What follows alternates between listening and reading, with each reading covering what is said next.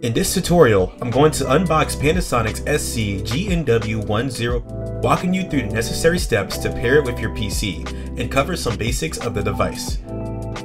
When you first open the box, there are two brown boxes inside. The larger one holds the wireless speaker, while the smaller one contains two USB-A to USB-C cables and a transmitter device.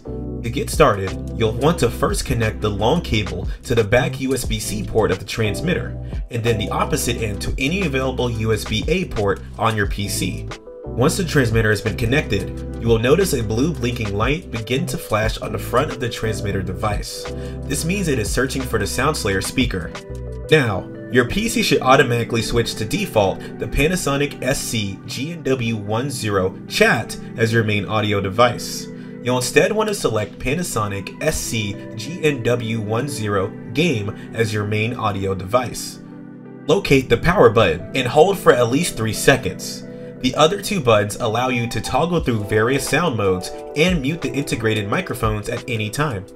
You will see a blue light blink on the bottom right side of the speaker, which will be quickly followed by a double illumination on both sides of the speaker. If the SoundSlayer wireless speaker has been successfully connected to the transmitter, the device will have a solid blue light. If not, press and hold the pairing button located on the top of the transmitter until the blue light blinks rapidly. Then hold the power button on the wireless speaker for 6 seconds until it blinks as well. Congratulations, you are now ready to use your new wireless SoundSlayer. To enhance your experience, we recommend checking out the link below to download our PC application to unlock custom sound settings and more enhanced control.